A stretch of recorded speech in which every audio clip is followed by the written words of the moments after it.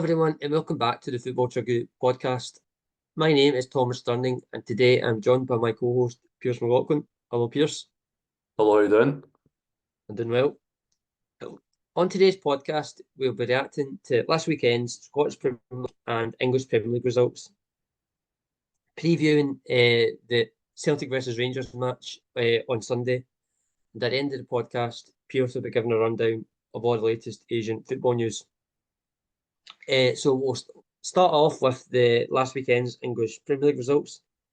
So the matches finished Newcastle United 4, West Ham 3, Bournemouth 2, Everton 1, Chelsea 2, Burnley 2, Nottingham Forest 1, Crystal Palace 1, Sheffield United 3, Fulham 3, Tottenham 2, Luton Town 1, Aston Villa 2, Wolves 0, Brentford 1, Man United 1.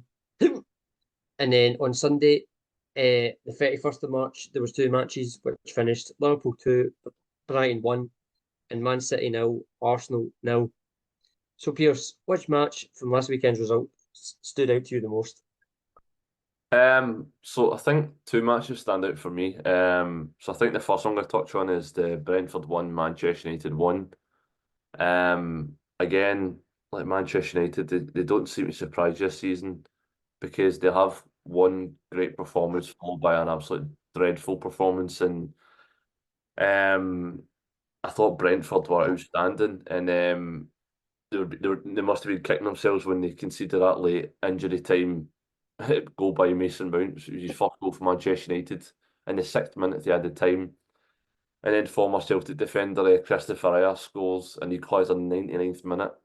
But if Manchester United get anything from that game in terms of especially 3 points, I thought they'd been undeserved, because I thought Brentford at home, they created numerous opportunities, and I thought Onana stood strong and culminated with obviously a lot of missed opportunities, last ditch blocks. I thought Man United were very passive and they were getting carved open at will. And Eric Ten Hag, I don't know the style of play in terms of consistently, because you can see the result he got against Liverpool in the cup.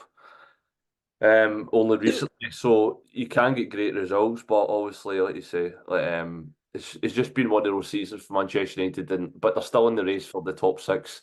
Eventually Champions League outside chance, but it's a big result in terms of not it's probably gaining a point for them, but in the chance for Europe, it's probably drop points.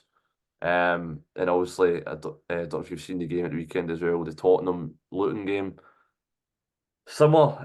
I thought Luton started the game brightly. Got an early lead through Tahith Chong. Pretty shocked. Pretty much a shock Tottenham right at the start of the game, and then Tottenham had so many opportunities to score. Again, I don't know. There was an opportunity. I think it was like Son and Timo Werner, where it was like hot both posts, rebounded to Werner, it was blocked, and then Bissouma was off the line.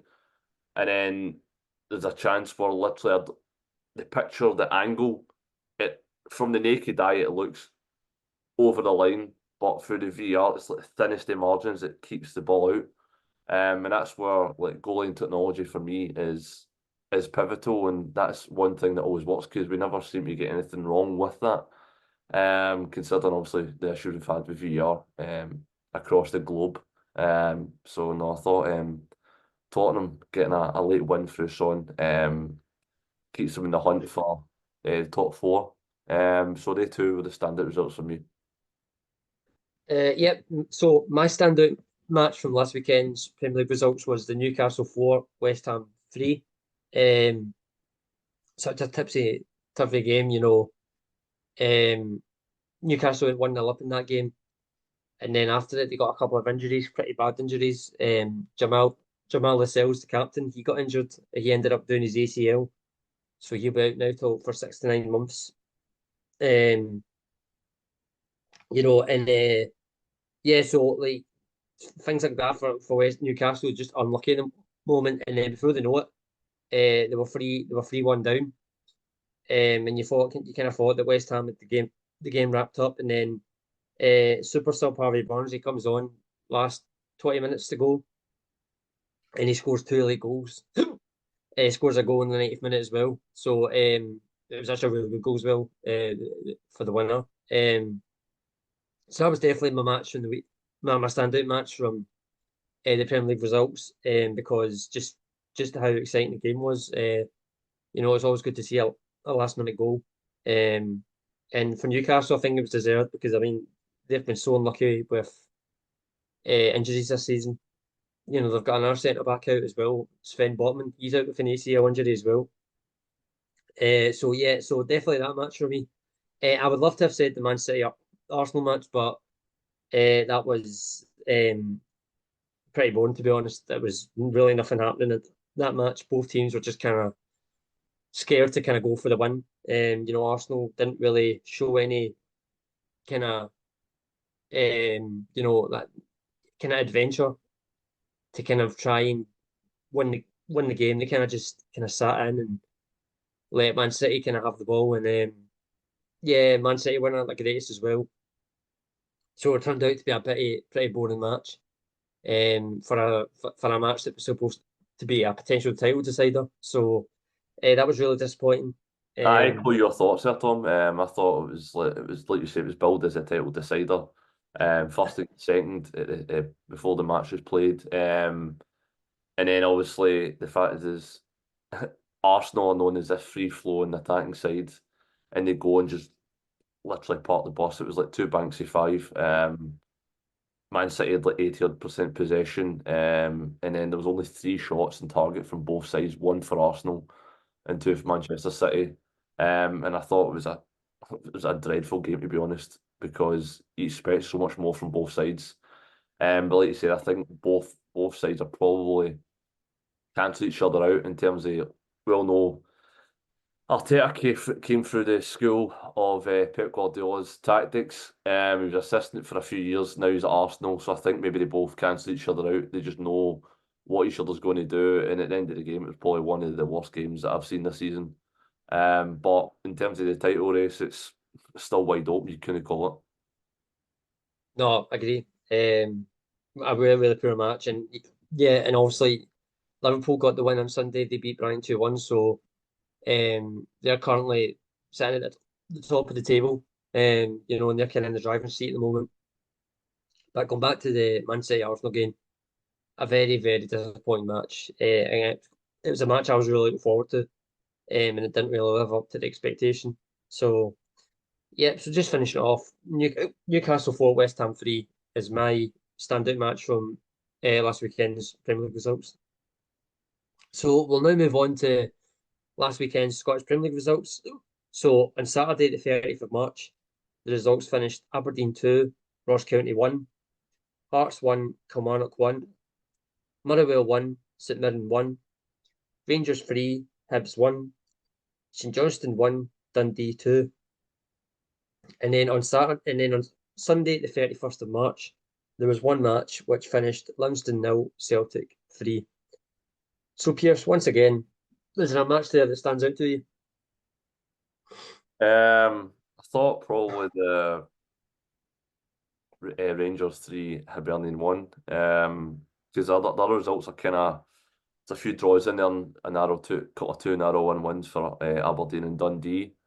But I thought obviously it was billed as like potential slip up for Rangers. In terms of obviously the build up to this weekend's match. And obviously there was a debatable penalty decision early on in the game, where John Souttar seems to collide with an elbow. It's probably the right decision, but for me, it's a bit soft, and like you say, like the Hibs defender is not he's got eyes on the ball totally, and his arms outstretched, not an elbow. It's not malicious, and basically John Souttar kind of instigates a contact where he's going for the ball and they're just collided. It's one of those ones that's kind of, if it's the middle of the park, it's probably not a foul. But inside the box, any little contact, or even if it hits an arm, it's like a penalty nowadays. So, and then also Tavernier missed the penalty, which is uncharacteristic, but seem to have missed a few penalties this season. That's his second penalty missing his Hibs this season, both at Easter Road and Ibrox. But he obviously he scored moments later with a terrific volley, and that's now the all-time British top goal scorer for a defender with 131 goals, which is, for me, it's just an incredible achievement. It's statistics that you never thought you'd ever see for a defender. Although obviously a lot of them penalties and free kicks. But regardless, for a defender to have that much goal contribution, that is pretty outrageous. So no, I thought that was a thoroughly dominant performance for Rangers and a comfortable 3-1 win. And then obviously the other standout fixture would have to be Livingston 0, Celtic 3. I thought Livingston caused Celtic problems in the cup game at Parkhead, but probably the most comfortable performance you've ever seen at the Tony Macaroni Arena. I thought even though with the pitch and it was 0-0 at half time, you didn't really see any panic amongst the Celtic players, because I think like the new legs would tire from Livingston and the confidence is a bit short and they didn't really have an out ball. And I think when you've got the quality of Cameron Carter-Vickers and Rio Tati back in the side for Celtic, it gives you that a bit. It gives Celtic that bit of calm and assurance that they'll get the job done eventually. And I think the pick of the bunch of the goals was Paulo Bernardo's 1-2 with Matt O'Reilly. And obviously, yeah, so another good performance from I think it was Nicholas Kuhn on the wing as well. So all in all, a comfortable afternoon for Celtic, and it's all set up for a monumental clash, which we'll touch on a wee bit later this weekend coming up. Yeah, we certainly will. It wasn't the most kind of exciting results in the Scottish Premier League last weekend. As you said, quite a lot of draws in there. But as you said, I'm going to agree with you. My standout match was the Rangers 3, Hibs 1. Because I just thought it was I wasn't sure. I mean, I thought Rangers were going to win, but Hibs have been in really good form recently, so I just kind of thought Hibs maybe had a good chance of kind of getting something from the game. And then obviously Rangers went 1-0 up, and then Hibs equalised just before half time. But about a minute or two later, Rangers just went up the park and scored a second goal. So they went in at 2-1 at half time. And then obviously they got the third goal in the second half. But I thought it was a deserved Rangers win. I thought they played pretty well in the match. And then I think Hibs will be really disappointed with the fact that they conceded that goal just before half time, when they literally just got back in the game at just before half time. So they were really disappointed with that. I'm going to just quickly shout out, obviously, the Celtic Livingston match we did in the 3-0. I agree with you as well, the fact that it was probably one of Celtic's easiest kind of matches that they've played at the Tony Macaroni Stadium, because it's always been quite a tough match for them to play there. But they were head and shoulders the better side, and they kind of deserved to win by that margin. I know they went in at 0-0 at half time, but I definitely didn't think that they wouldn't go in the second half and score. And it was a matter of when, not if, they would score, and then they did do that. For Rangers Celtic was obviously two big results, and that obviously leads us into the big match on Sunday, which will be played between Celtic and Rangers. A lot of people have arguably said this is the biggest kind of Glasgow derby match in years. It's got so much riding on it. The teams are only separated by a point. Rangers also have a game in hand, but we're now in the business end of the season, and a match like this is humongous. So yeah, Pearse, what's your thoughts on it? Oh, I think it's set for an absolute blockbuster of a tie. All culminating in Brendan Rodgers back in the dugout for Celtic, which is a bonus. And obviously, it was announced today that John Beaton will be the referee, which was the reason why Brendan Rodgers got his ban in the first place for calling out John Beaton, who was in VAR for the Hearts game, and gave, for me, the two wrong decisions in terms of the Yang's red card for the high boot, and obviously the penalty for Hearts for the handball against Tomoki Iwata, which again, still baffles me how that was given. But so that's an interesting little twist to the tale.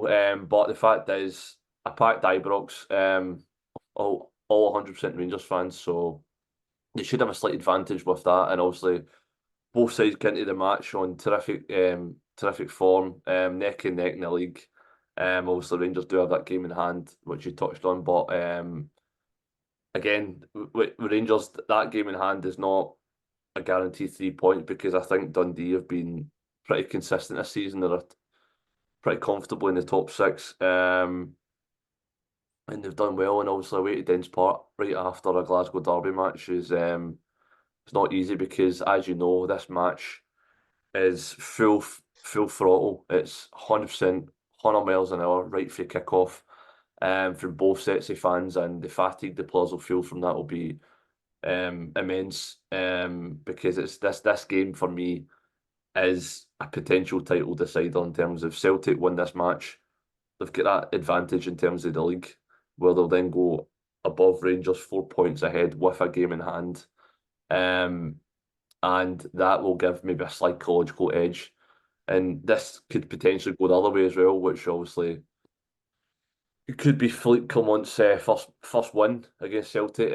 Obviously, they won at Parkhead early in the season. Was a narrow Celtic win, but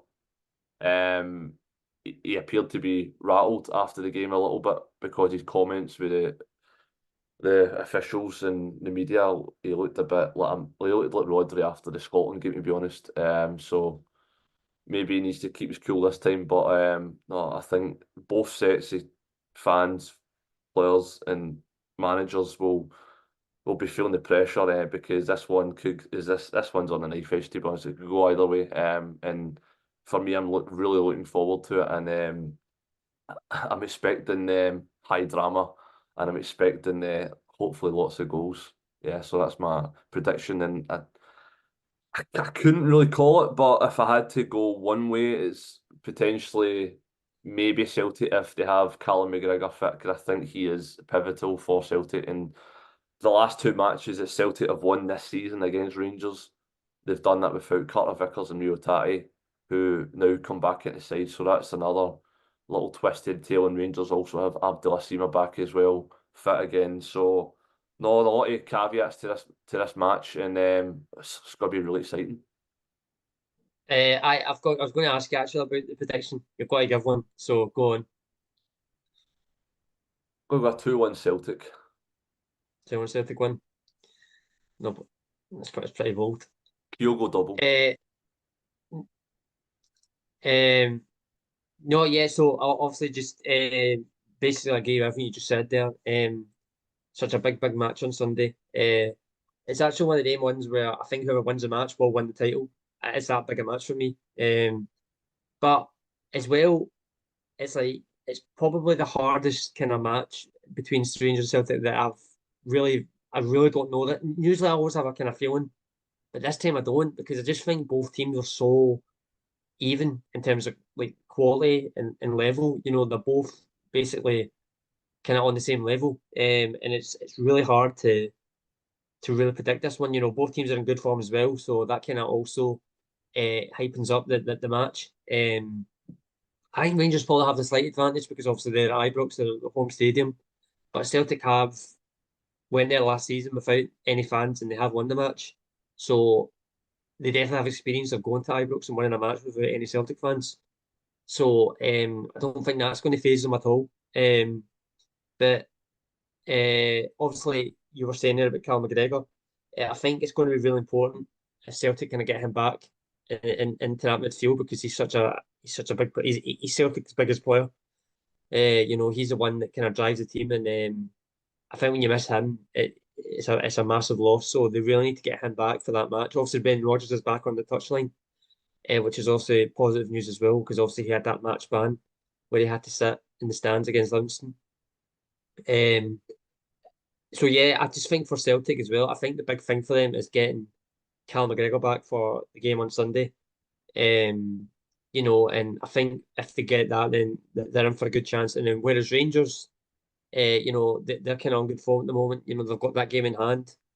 You know, that they're going well. Obviously, they've got Sima back, as you said, which is a big plus for them because obviously before he got injured, he was in really good form. And yeah, they're at home, so they're going to fancy themselves to kind of get the 3 points on Sunday, sorry. So yeah, it's such a tight one to call. It's one I'm really looking forward to. You always love to see these matches where it's basically a title decider match. It's really exciting. And for me, my prediction, I'm going to be really boring. I'm going to say 1-1 because I can't see any way how Rangers win and how Celtic win because they're just so even at the moment. And yeah, I just think that the match will end a draw, and I think we'll keep this kind of title race going because I genuinely think this title race will be decided on the last day of the season. I just have this feeling. Uh, I really do. I just think it's going to go right down to the wire, and I just can't see any teams winning on Sunday. So I'm going to go 1-1.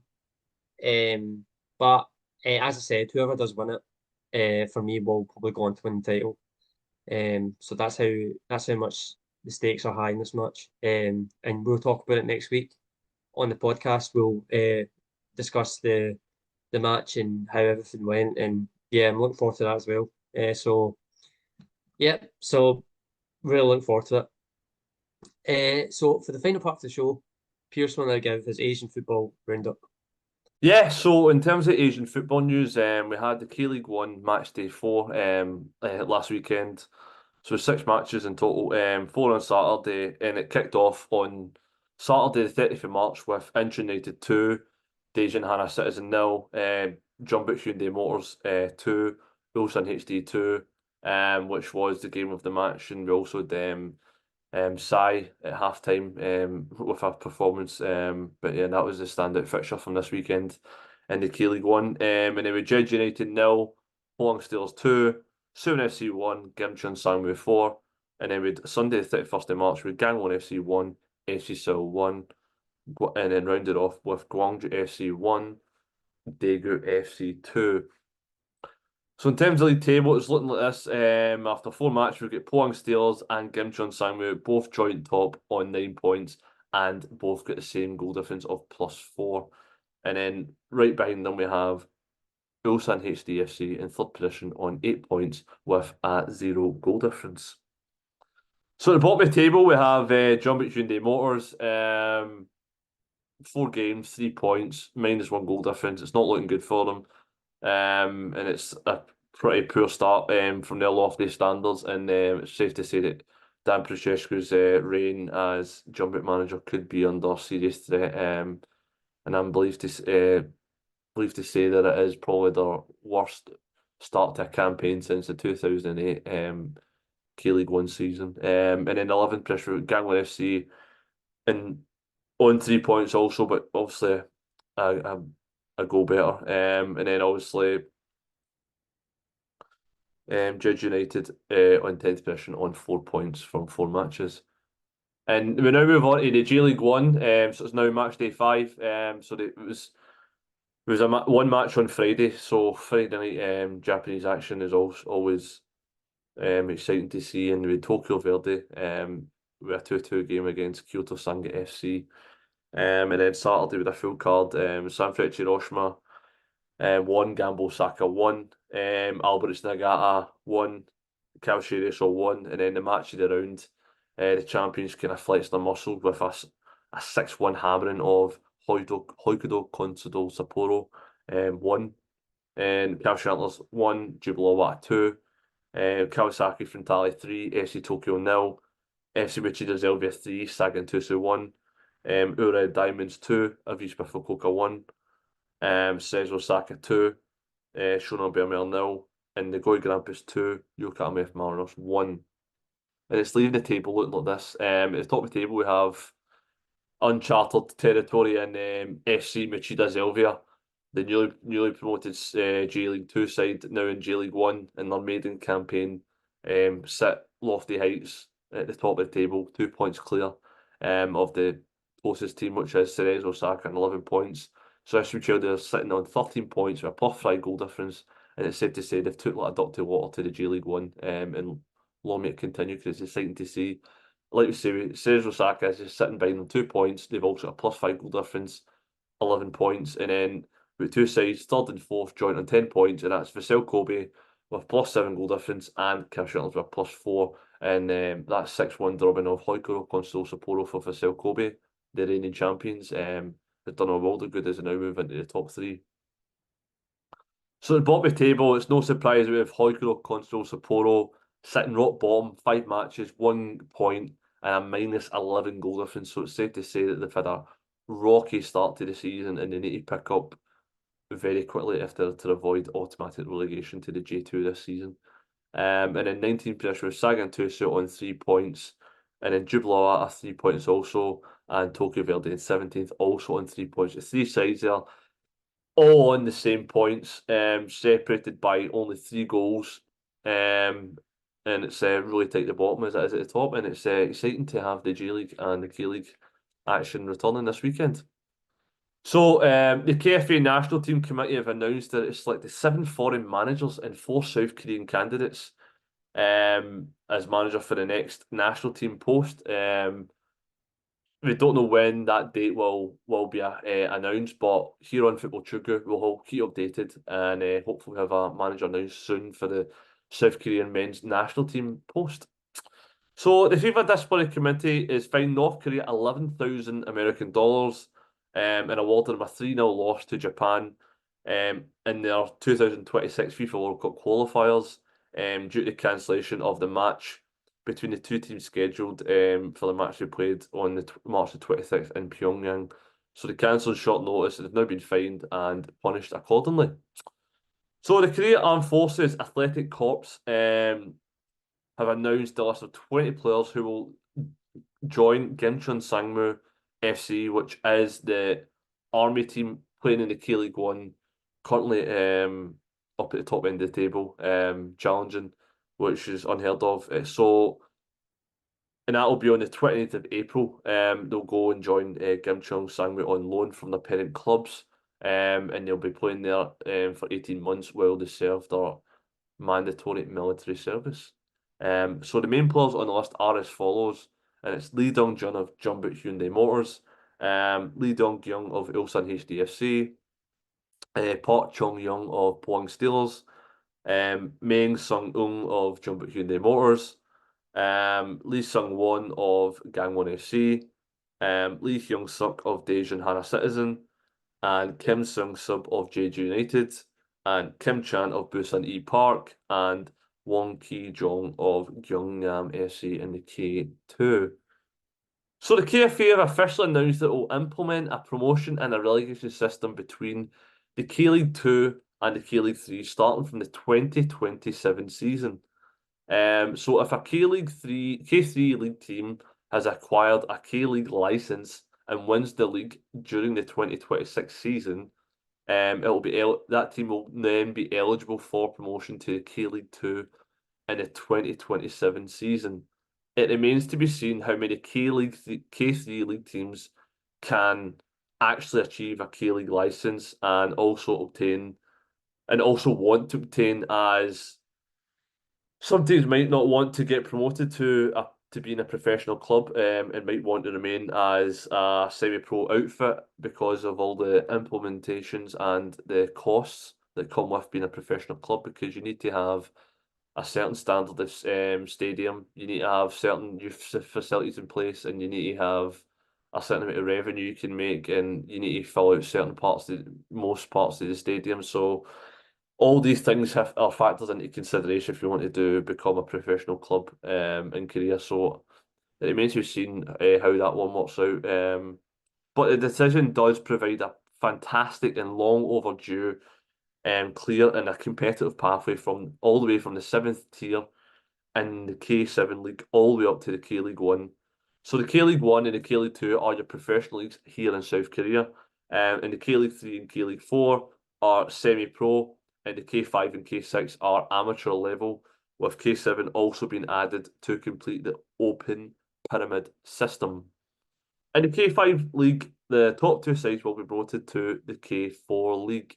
And that is all your latest Asian football news. Thank you, Pearse. And thank you, everyone, for listening to this episode of the Football Chuggu Podcast. This podcast will be available to listen to on the Football Chuggu YouTube channel and also the Football Chuggu website. Thanks for listening and see you soon. Bye-bye.